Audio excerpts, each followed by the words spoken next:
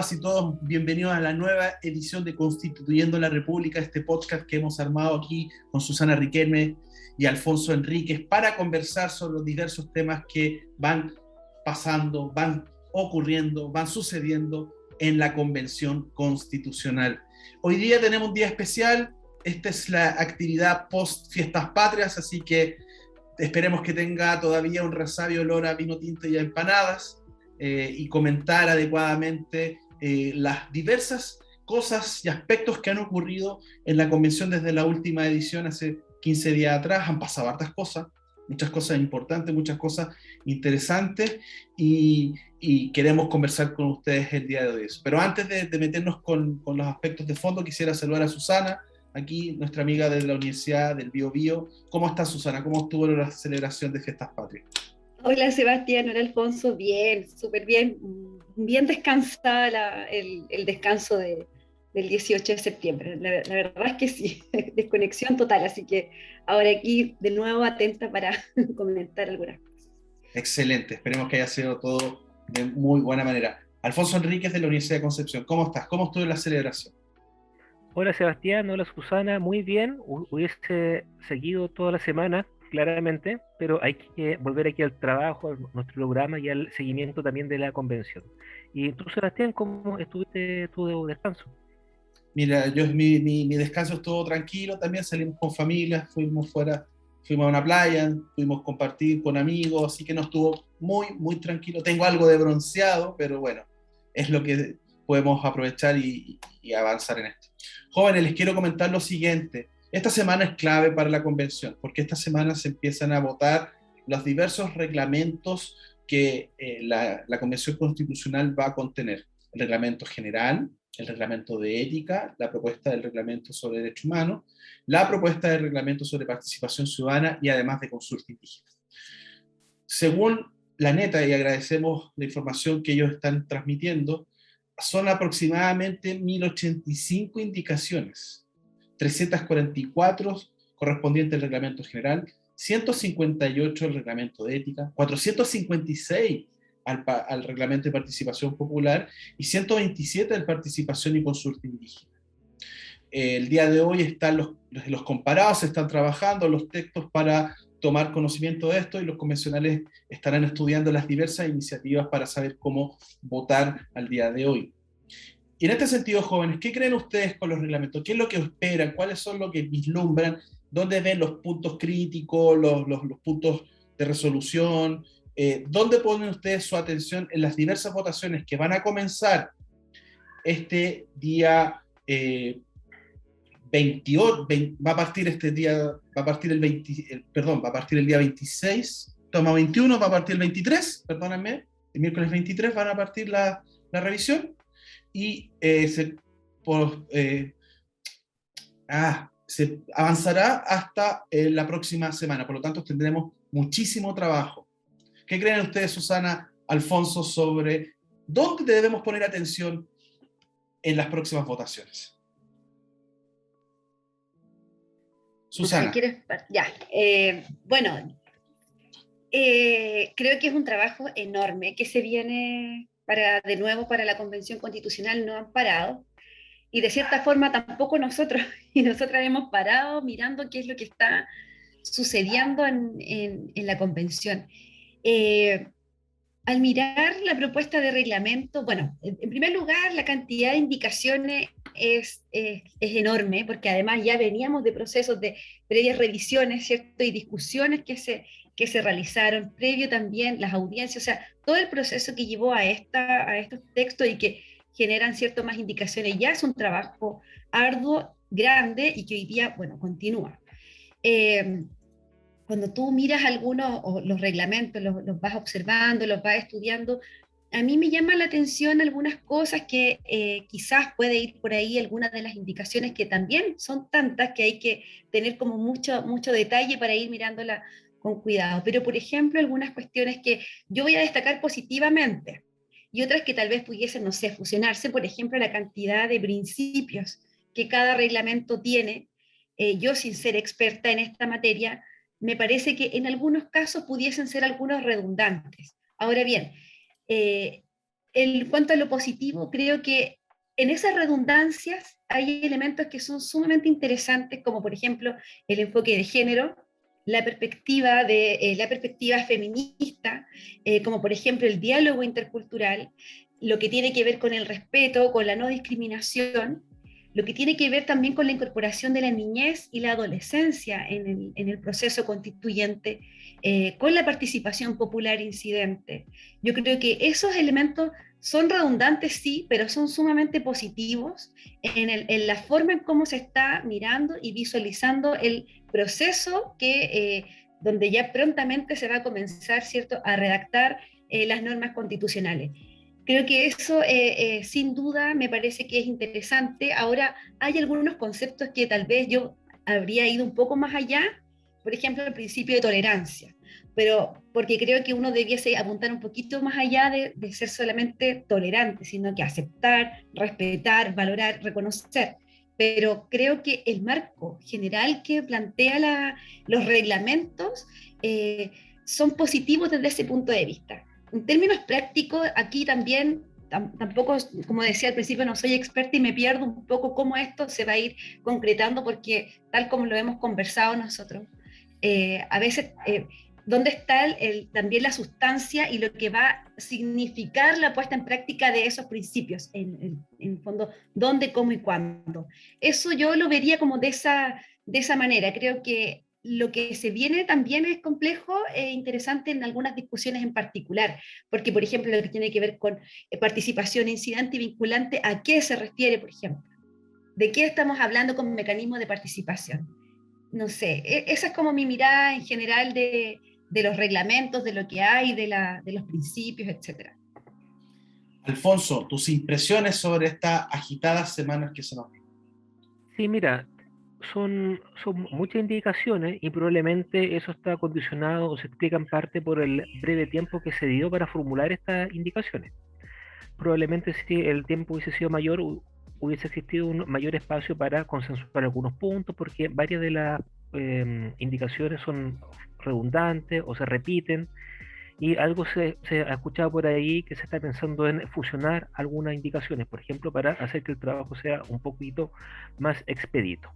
Ahora, si nosotros vamos al aspecto más de fondo, creo que son varios puntos en los cuales conviene centrar nuestra mirada.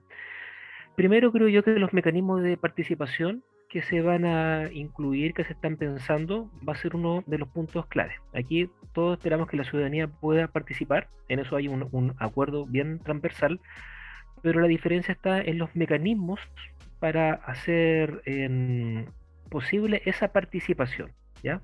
Se habla de en instancias locales, en las regiones, en los distritos o nacionales, por ejemplo, pero probablemente el principal problema va a estar en los llamados plebiscitos intermedios dirimentes, donde se va a discutir acerca de su incorporación definitiva o no. ¿Cuál es el punto con esos plebiscitos? Que desde el punto de vista teórico están muy bien, creo que lo comentamos en la sesión pasada, pero pueden ser utilizados como una forma para eludir el quórum de 2/3, vamos a discutir sobre eso también, y puede generar una instancia para desincentivar el debate y llegar a acuerdos. Así que hay que tener cuidado, ojo ahí con esos plebiscitos, que insisto, desde el punto de vista teórico están muy bien, pero tienen sus bemoles que es conveniente siempre considerar. Otro aspecto importante va a ser lo relativo a la comisión de ética, a los deberes de conducta de los convencionales y a las sanciones que se van a aplicar en el caso de que se infrinjan esos deberes. Otro aspecto que yo creo que es muy importante, que ha generado ya cierto debate al interior de la convención y en la comunidad jurídica política, también tiene que ver con qué tan vinculante va a ser la participación de los pueblos originarios.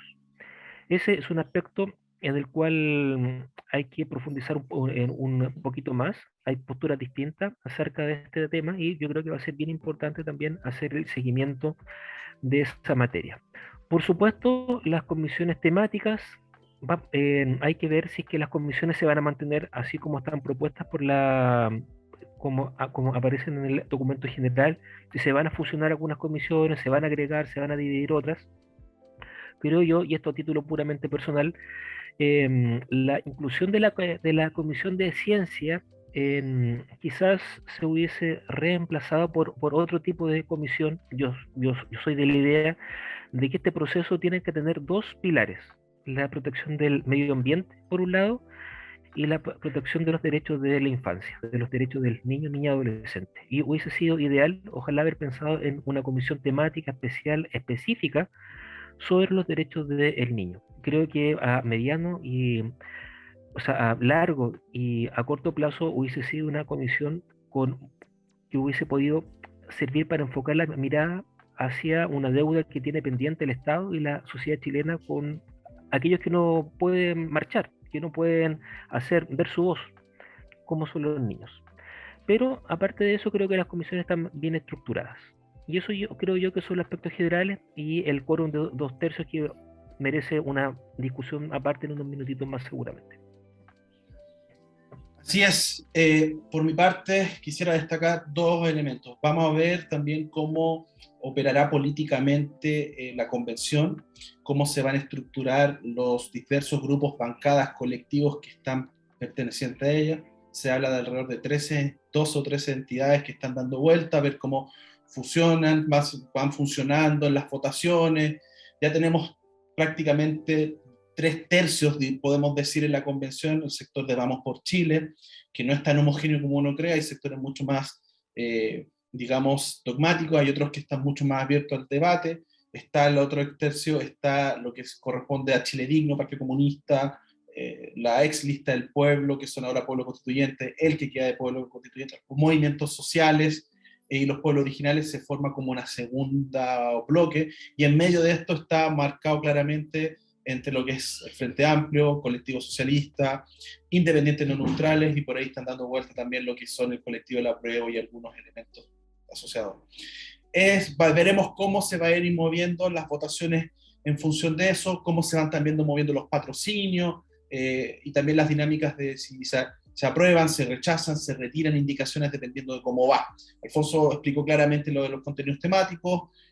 Susana también destacó elementos de principio, y en particular a mí quisiera dar una información complementaria, porque les quiero comentar que durante este jueves 23, viernes 24 y próximo lunes 27 se va a debatir el reglamento general hasta total despacho. Martes 28, miércoles 29, jueves 30 y viernes 1 hasta total despacho se van a debatir las demás iniciativas. Uno se pregunta, bueno, ¿por qué el reglamento general tiene más espacio de tiempo que los restos de los reglamentos? Es porque al final del día el reglamento general es la columna vertebral, el sistema nervioso central del funcionamiento de la convención, y de una u otra forma es el primero que se va a activar una vez que estén todos estos aprobados. ¿Qué más? Vamos a los 2/3, jóvenes. Yo creo que esto es un elemento que merece un espacio particular en Constituyendo la República, en este podcast que hemos armado para conversar sobre la convención. El tema de los 2/3 tuvo una complicación práctica. Digamos que el reglamento general, en uno de sus artículos finales, 94, 95, 96, contempla que la aprobación de las normas constitucionales propuestas será por 2/3, de una manera replicando la reforma constitucional de la ley 21.200, aprobada a finales del 2019, el 24, publicada 24 de diciembre del año 2019. Y el tema de los 2/3, de una u otra forma, está girando en torno al respeto a determinadas normas constitucionales. De ahí se deriva si este será un proceso constituyente original, originario derivado, o una tercera versión, la ecléctica, que puede ser híbrido. Pero de una otra forma los 2/3 simbolizan para ciertos sectores la necesidad de que aseguren una cierta estabilidad, y aseguren y esa estabilidad y esos consensos que se generen con ese quórum, de una u otra forma permitan dar legitimidad al proceso político. Pero también hay otros sectores que han debatido bastante este tema, que cuestionan esto y que plantean la necesidad de reformar el quórum de 2/3 por uno menor por dos vías. Primero, para asegurar que la convención es lo suficientemente autónoma como poder constituyente originario, y en segundo lugar, para avanzar en el logro de ciertos acuerdos políticos sobre determinadas materias que de una u otra forma tengan algún tinte más político, que tengan un tinte más de programa político de gobierno más que de programa político de la Constitución en sentido estricto. Es una discusión muy interesante, se ha escrito mucho, se ha leído mucho, se ha hablado mucho y se va a seguir hablando. Susana, Alfonso, ¿cuáles son sus impresiones respecto a cómo la convención de una otra forma resolvió esta polémica? Porque lo que yo tengo claro es que no había un 2/3 para aprobar la norma de los 2/3, pero se utilizó una alternativa que de una otra forma salvaguarda la vigencia de los 2/3, pero adicionalmente esta intención de que la convención tenga algún grado de autonomía, digamos una decisión salomónica. Susana, ¿cuáles son tus impresiones respecto a esta discusión? Y después dejamos la palabra a Alfonso. Sí, yo creo que en el sentido más político es interesante la manera en cómo se salvaguarda, digamos, esta autonomía, esta idea de que la convención puede tener capacidad de decisión de manera más autónoma. Yo creo que estuvo bien la manera en cómo se está llevando a cabo y cómo se va a decidir finalmente qué ocurre con esto. Y creo que también es complejo tomar una postura y como comentar con estas posiciones tan polarizadas, por decirlo de alguna forma, aunque a mí no me gusta ese concepto, pero un poco como para graficar que los 2/3 no significan ni estar amarrados a la herencia de la dictadura, ni tampoco significa esta discusión que se está generando de legitimar completamente el proceso. Yo creo que aquí lo interesante es que lo que tú planteabas, Sebastián, el sentido de los 2/3, hoy tiene un sentido distinto, evidentemente, que lo que ocurrió con la Constitución de 1980, y eso yo creo que es algo que tenemos que irlo repitiendo permanentemente, porque no estamos hablando de un órgano constituyente, o sea, estamos en un órgano constituyente que representa las diversidades, que fue elegido democráticamente, que está compuesto de manera paritaria con los pueblos originarios, a diferencia de lo que ocurrió en la Constitución de 1980, que ya suena repetitivo, pero también a veces la redundancia es necesaria, ¿cierto? Que fue a puerta cerrada, entre cuatro paredes, de espalda a la ciudadanía. Por tanto, no es comparable. Acá estamos ante una hoja en blanco y que lo que necesitamos, ¿cierto?, es que lo que se decida y el camino de la Convención Constitucional y las normas constitucionales nos permitan una estabilidad, una proyección de este texto que sea sólida, ¿ya? Porque nos va a regir por lo menos 30, 40, 50 años, no sabemos cuántos años más. Entonces, no podemos estar pensando con la lógica de 1980, ni tampoco podemos pensar de equiparar que es lo mismo lo que ocurrió en dictadura y ahora. Por otro lado, creo que también, y acá también un poco lo que señalaba Alfonso dentro de su intervención de hace un ratito, lo que planteaba en términos de los mecanismos, por ejemplo, de plebiscito dirimente. Y también lo conversamos en otros capítulos, ¿cierto? Porque la idea que además de tener esta idea de un texto constitucional sólido, es que también sea legítimo en términos de participación popular, de dar voces a las personas que no necesariamente van a levantar la mano y también queremos, o por lo menos quisiera como eso relevarlo como una cuestión importante. En el fondo romper con los esquemas participativos de representación que son tan esquemáticos, homogéneos, como que todas las personas fuéramos iguales, sino que pensar en mecanismos deliberantes donde participe la ciudadanía durante todo el proceso. Y ahora ir mirando claramente qué va a significar esta participación y de qué manera se va a vincular y va a ser vinculante e incidente con lo que va a quedar en el texto constitucional. Pero plantear mecanismos de participación que existen además, que dejen atrás estas lógicas tan jerárquicas de representación ciudadana, donde han estado excluidas las mujeres, la niñez, los pueblos originarios, etcétera. Entonces, yo creo que la mezcla, y un poco lo plantea el reglamento de participación, por ella también apunta, ¿cierto?, a incorporar la perspectiva de cuidado, de interculturalidad, etcétera, en esta dinámica de participación. Alfonso, los 2/3, porque Yeah. yo me acuerdo que hubo que suspender una sesión, los pueblos originarios se vinieron encima, fue una situación bien compleja para resolver por parte de la mesa directiva. Sí, mira, como tú lo explicabas, Sebastián, esta fue una salida esencialmente política, pero se da una situación curiosa.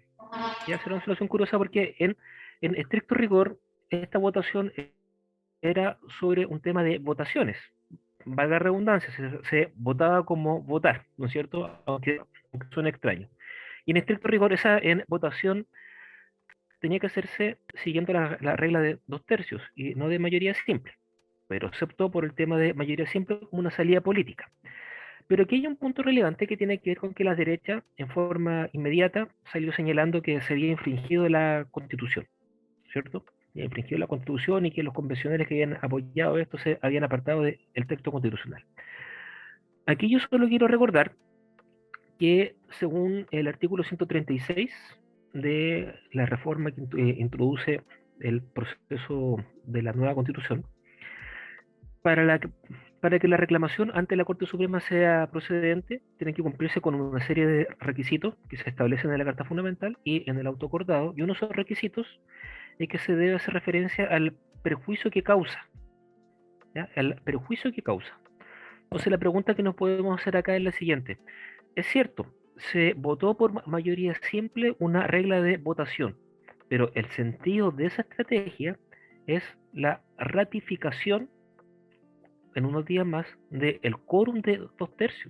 Por lo tanto, la ratificación de la regla constitucional, de tal forma de que mal puede existir perjuicio si a través de este expediente, que es un poco indirecto, se alcanza el mismo objetivo que buscaba el constituyente, o sea, el legislador con la reforma, que es el respeto a la regla constitucional.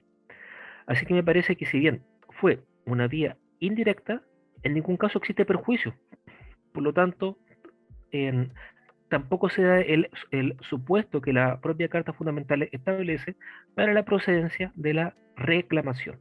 Aquí algunos han dicho, hay que tener ojos, eso sí, de que se abre una suerte de precedente respecto del cual hay que tener cuidado, porque la convención en el fondo estaría actuando con autonomía, ¿ya? Con autonomía. Incluso un convencional ha utilizado o utilizó ese día la expresión en el sentido de que la convención está actuando ya como órgano soberano, ¿ya? Y eso es en estricto rigor, y en mi opinión personal, un error, porque la convención ejerce el poder constituyente, pero de forma limitada. No es un órgano propiamente soberano. Hay límites que la convención tiene que respetar y esos límites son fundamentalmente formales, no tanto de fondo, sino que esencialmente formales. Vale decir, es un proceso, es un órgano que ejerce el poder constituyente, pero dentro de ciertos límites formales que sirven para dar cauce a la crisis política e institucional. Tal manera de que si, si bien se puede hablar de que el precedente encierra cierto peligro, que hay que recordar que en el caso que la convención se aparte de esas reglas, siempre se puede activar el procedimiento de reclamación ante la Corte Suprema, cumpliendo con los requisitos que la actual Carta Fundamental establece para ello. Ciertamente, Alfonso, Susana, sus intervenciones son sumamente interesantes porque nos explican adecuadamente el tema de los 2/3. Yo creo que dos ideas quisiera desarrollar, complementarias a lo que ustedes han sostenido. En primera instancia, reforzar, redundar, como decía Susana, que estos 2/3 no son los 2/3 anteriores. Cuando se dice que los 2/3 de un quórum de Pinochet, hay que decir que no es así. Y por lo tanto, uno tiene que ser un poco redundante y majadero en decirlo porque tiende a ser un argumento retórico, pero que de una u otra forma no tiene mucha validez, más que pensando también en la forma en que se gestaron estos 2/3, sino que también el contexto político en el que está trabajando la Convención Constitucional y cuál es la correlación de fuerzas. Por el final del día, los 2/3 dificultan otra cosa. Los 2/3 lo que dificultan es que un determinado programa político, que necesariamente es un programa político de gobierno, pueda ser implementado en la Constitución. Cuando uno comentaba críticamente la Constitución de 1980 y destacaba varios aspectos de lo radical que es y de lo rupturista que es en la historia de Chile. Y claro, en esa perspectiva los 2/3 jugaban un rol de defensor de esa radicalidad, de ese rupturismo en muchos aspectos, educación, en Fuerzas Armadas, en el modelo económico, etcétera, etcétera, etcétera. Lo que asegura los 2/3 actuales en un escenario donde no existe poder de veto por parte de ningún grupo, por más de que hay algunos que los quieran tener, y con la correlación de fuerzas políticas en los distintos colectivos, bancados, grupos que existen, La regla de 2/3 lo que inspira es llegar a necesarios acuerdos estabilizadores y estabilizantes de la sociedad política institucional chilena. Pero implica adoptar decisiones que a lo mejor van a ser mucho más radicales en términos complejos, como por ejemplo es el tema medioambiental, como lo planteó Alfonso anteriormente, el término de las desigualdades materiales, etcétera, para poder abordar, y el tema de descentralización. Pero no se debe pensar que la nueva constitución, lo que se está trabajando el día de hoy, tenga que establecer un modelo completamente opuesto a la constitución de 1980, porque eso sería caer un mismo error. Y la regla de los 2/3 lo que permite es favorecer eso. Nadie duda de que van a haber transformaciones, porque seguramente va a aumentar el rol del Estado en una lógica de Estado social y democrático de derecho. La diferencia va a ser en las intensidades que la Constitución va a tener sobre esos aspectos transformadores. Y eso es una cosa eminentemente política y es parte de la deliberación para determinar en este contexto particular cuánto avanzar, cuánto mantener, cuánto retroceder. Y yo creo que ese desafío de los 2/3 implica ponerse de acuerdo, y ponerse de acuerdo desde una perspectiva en que todos van a tener que ceder y en el que todos van a tener que proponer, no en que un grupo va a ganar y en el que el resto va a perder. Y yo creo que esa es la gran virtud que tiene esa disposición. Y en ese sentido, haber logrado esta salvaguarda de aprobar por mayoría simple la persistencia de la regla de los 2/3 continuar el reglamento general, busca de una otra forma eso. Pero también hay que tener cuidado con esta idea de soberanía absoluta que pudiese tener la convención, porque no han existido experiencias, salvo el desarrollo teórico que a lo mejor habrá hecho la Abate Sieyes en la Gran Asamblea Nacional en la Revolución Francesa. Son muy pocos los casos contemporáneos es que las asambleas constituyentes son completamente soberanas. Pero seguimos aquí en Constituyendo la República, este podcast que hemos diseñado con Alfonso, con Susana, para conversar sobre estas materias, y debemos abordar el último elemento, que es parte de lo más teledramático que hemos tenido en esta convención constitucional, y se refiere a la situación del hasta todavía convencional Rodrigo Rojas Pádez.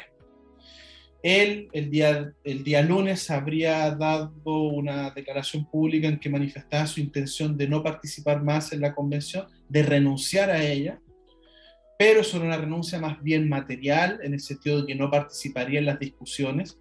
¿Por qué? Porque no existe una norma jurídica, ni en la propuesta de reglamento, ni tampoco en la Constitución vigente, que contemple la situación de renuncia de un convencional.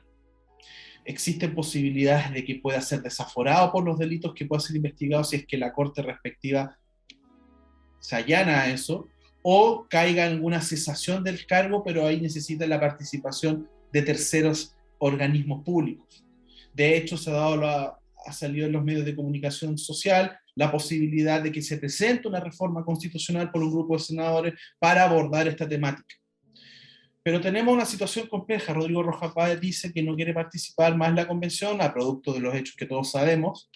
Pero ¿qué es lo que ustedes piensan al respecto? Porque creo que este tema va a seguir persistiendo por las próximas semanas, aunque ya se está fijando un nuevo estándar de cómo resolver estos conflictos de fe pública y conflictos de interés. Alfonso primero, después Susana, hay sus impresiones sobre la situación de Rodrigo Rojas Pádez. Bueno, ¿qué más se puede decir? Ya, Es una telenovela. una situación insostenible, una situación cuyo final venía siendo anunciado hace varios días. Era el único camino que quedaba, pero hay que tener algún cuidado. Yo siempre pongo ahí el cuidado. Como bien explicaba Sebastián, esta es una renuncia simbólica, ¿ya? Una renuncia informal. En estricto rigor, aún son 155 convencionales, de los cuales el convencional Rojas es uno de ellos, todavía. Aquí se ha hablado que hay un vacío legal, que es una situación que no está contemplada, otros piensan distinto. ¿Cuál es mi opinión acá? Creo que hay que tener algún cuidado. Mira, ¿qué pasa? Que en la propuesta que se está discutiendo por parte de la convención hay un par de artículos que prevén esta situación de la renuncia de los convencionales. Y la situación es básicamente que un convencional puede proceder a la renuncia en caso de una enfermedad grave que le impida desempeñar el cargo y así sea calificada por el Pleno. En el caso de que se acepte esta renuncia, y si se trata de un convencional que es independiente, como en el caso que nos convoca, será reemplazada por la persona del mismo sexo que haya obtenido la siguiente más alta mayoría de la misma lista. Esa es la propuesta, una de las propuestas que se han conversado. Ahora, yo creo, aquí me puede corregir Sebastián, Susana, creo que la convención en estricto rigor no tiene atribuciones para en su reglamento establecer este tipo de regulación que pueda calificar la renuncia y que pueda proceder ella al reemplazo del convencional en el caso de un independiente. ¿Por qué? Porque estas hipótesis ya tienen una regulación en la Constitución en un sentido distinto. En el caso de que el convencional sea independiente y se proceda a su renuncia o a su cesación en el cargo, queda sin reemplazo. Entonces, el problema que se produce, y lo podemos discutir, es si la convención puede ir en contra del texto expreso de la Carta Fundamental. Yo tiendo a pensar que no. Y para dar una salida a esto, tiene que hacerse a través de una reforma a la Constitución. Por lo tanto, aquí tiene que intervenir el Congreso para que la salida sea posible. No a través del expediente que la Convención establece en su propuesta de reglamento. No sé cómo lo ven ustedes. Entonces yo creo que sí, tiene que avanzarse hacia la renuncia, pero no a través del reglamento interno de la convención, sino que a través de una reforma a la Constitución que así lo permita y que sea el Congreso, con esta reforma, el que decida si es que se reemplaza o no en el caso de la renuncia de un convencional independiente. Porque además sería muy complejo que la convención misma tenga potestades para decidir acerca de estos asuntos. Susana, tus impresiones sobre la situación de Rodrigo Rojas Vade. Sí, es complejo y además en los términos que propone Alfonso, el tema que lanza también es doblemente complejo porque a veces es como impopular estar a favor de ese tipo de discusiones. Lo que plantea Alfonso es efectivo además en términos normativos y también en términos de una mirada a futuro de lo que va a suceder en este tipo de situaciones que pueden volver a darse la convención. O sea, esperemos que no, claramente, que sean las 155 o 154 personas que idealmente continúen trabajando en la convención, pero la situación de este convencional, ¿cierto? Lo que genera es esta incomodidad. Yo, en cuanto a lo normativo, a si es que la convención tiene que o no generar este reemplazo, como los mecanismos para proceder, yo estoy de acuerdo con Alfonso. Creo que no es, creo que la convención, y de hecho la renuncia simbólica de Rodrigo Rojas Vade, ¿está bien? ¿Cierto? Alivia un poco las tensiones y permite que continúe el proceso, porque su presencia ahí lamentablemente estaba generando mucha polémica, mucha incomodidad y desviando el foco atencional de lo que efectivamente, de la labor tremenda que están haciendo la Convención Constitucional. Por tanto, creo que enmarcarse en lo que va a ocurrir en caso de que esto volviese a suceder, yo creo que es complejo. Sí creo que abre este otro nudo de análisis que es crítico en términos políticos, en primer lugar, que ocurre con los independientes, porque ya sabemos que los independientes no tienen reemplazo. Si él hubiese sido un partido político, claramente pudo haber sido, así se establece, ¿cierto?, en la Constitución, que hubiese sido reemplazado por otra persona. Eso, al ser independiente, queda, digamos, sin reemplazo. Entonces, mirando hacia el futuro, como también, incluso desde la convención, cuando estén en esta parte, ¿cierto?, de las proyecciones del poder político, cómo se compone, etcétera, cómo propender a generar proyectos que sean más colectivos y menos individuales. Yo creo que eso es importante para que no ocurran este tipo de cuestiones. Y aquí entramos a otro punto. Bueno, pero es que estamos ante una crisis de partidos políticos y de representación, por tanto, aquí hay otro análisis que también podemos realizar, que en contexto de la Convención Constitucional, muchos de los proyectos de listas de independientes fueron colectivas. no necesariamente proyectos individuales. Por tanto, ahí también hay otra tensión que se genera y que puede explicar por qué se quiere hacer este cambio de que ante un independiente pueda ser reemplazada por por la segunda persona que tenga mayor votación de su lista. Porque ocurrió así, o sea, digamos, no estamos hablando de listas de independientes con solo proyectos individuales que se lanzan a estas candidaturas. Hubo procesos donde hubo un pensar colectivo, donde hubo un levantamiento de ideas. Entonces, en términos políticos también ocurre, digamos, esta tensión. Entonces, yo creo que aquí en adelante y en lo que también puede generar en la Convención Constitucional es pensar una forma de organización y de participación política que se establezca a través de los distintos mecanismos de elecciones, elección de nuestros representantes a futuro, ¿cierto? Que tengan esta raíz más colectiva, más social, con mayor profundidad, ¿cierto? En cuanto a los proyectos que están detrás de ello. Porque creo que lo que ocurrió, insisto, con los independientes, efectivamente hay una raíz de participación, de mecanismos de incidencia, incluso de formas organizativas populares, diferentes a las de un partido político, pero lamentablemente esta situación nos coloca en esta tensión. Y finalmente, bueno, creo lo mismo que es lo mejor que el convencional pudo haber hecho y ahora la salida que viene formalmente para que él no esté en lo que se tiene que resolver.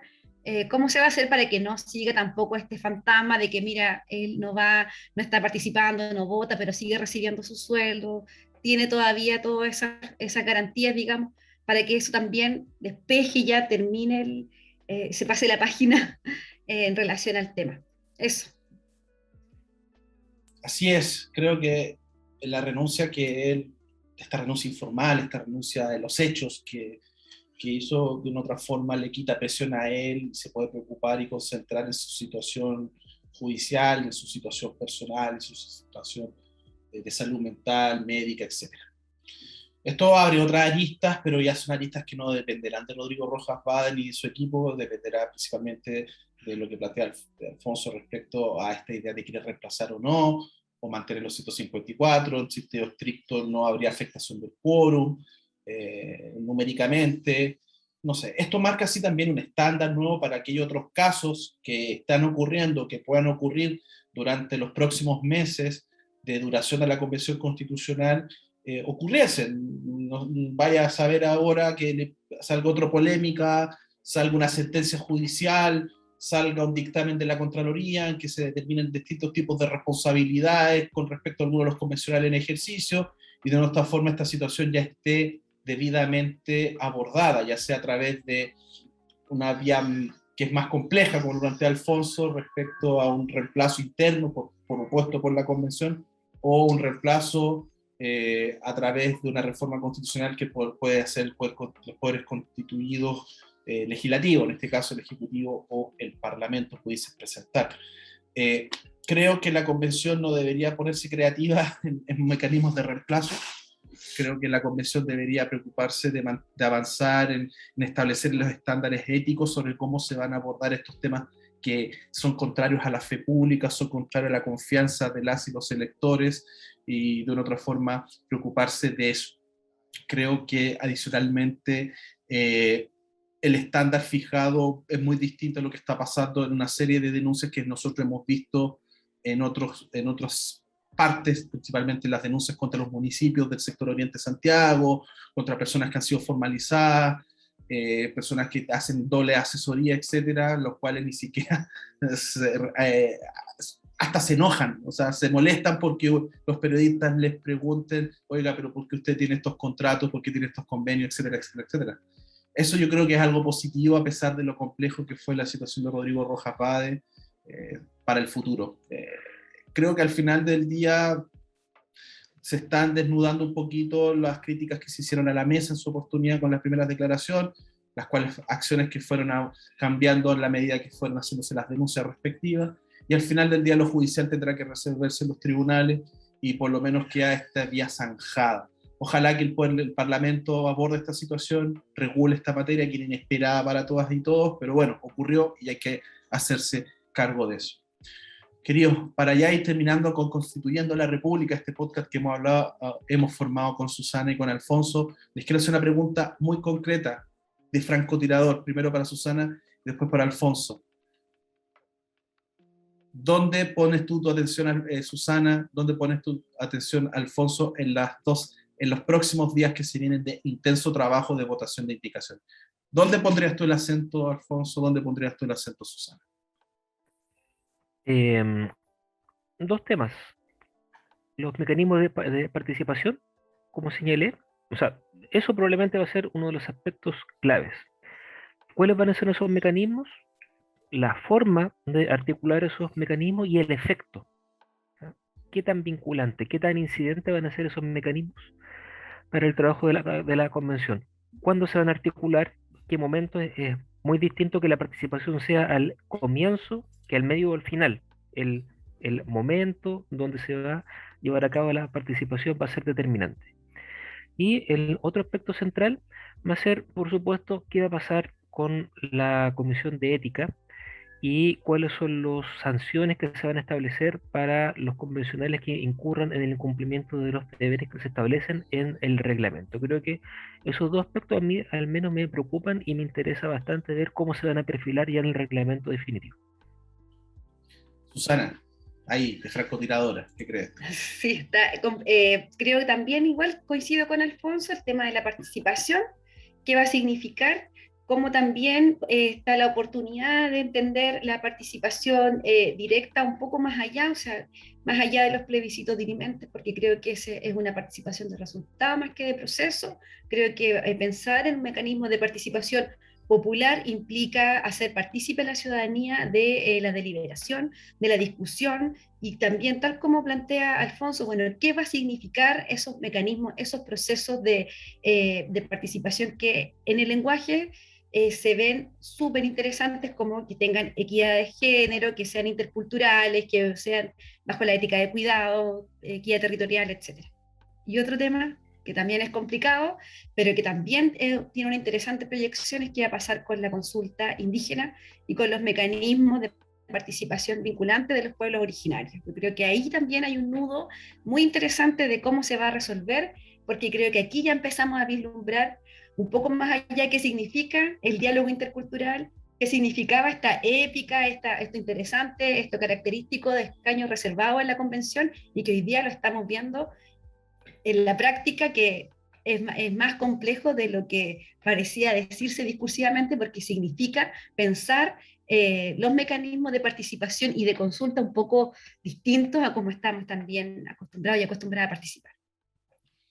Yo quisiera destacar solamente un punto. Quiero ver cómo va a ser el sistema de votaciones para ver si efectivamente se genera una diferencia entre lo que se aprobaron en las distintas comisiones con lo que se aprobó en el Pleno.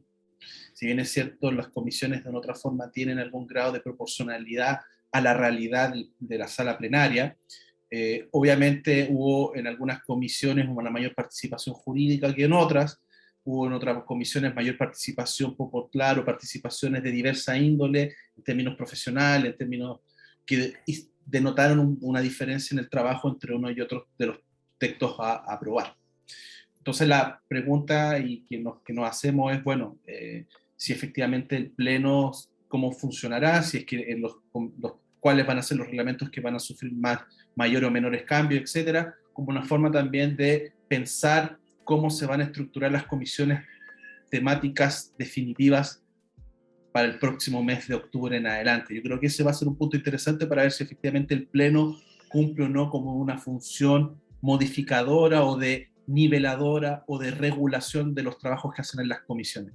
Eso creo que va a ser un tema, pensando que esta es una instancia unicameral, no es una instancia bicameral, y que de otra forma también va a ser un elemento importante para analizarlo cuando se discuta, por ejemplo, en la persistencia o no del bicameralismo o transitar hacia un unicameralismo en el Poder Legislativo. Pues bien, con esto terminamos esta edición de hoy, este capítulo de hoy de Constituyendo la República, y el día de mañana los convencionales comenzarán el trabajo de votación de las indicaciones, y nosotros estaremos ahí muy atentas y atentos para hacer el seguimiento, cosa que en la próxima sesión de nuestro programa les podamos contar todos los bemoles. prometemos sorpresas para la próxima sesión, prometemos invitadas para la próxima sesión, pero tenemos que confirmarlo. Ya los avisaremos adecuadamente en nuestras respectivas redes sociales. Sin embargo, nos tenemos que despedir, hemos llegado hasta el límite de tiempo, y agradecer a Susana y a Alfonso la participación del día de hoy. Mi nombre es Sebastián Salazar, profesor de la Universidad de O'Higgins y de la Universidad Alberto Hurtado, y les deseamos un muy buena semana. Que estén muy bien. Un abrazo. Chao, chao. Un abrazo, chao.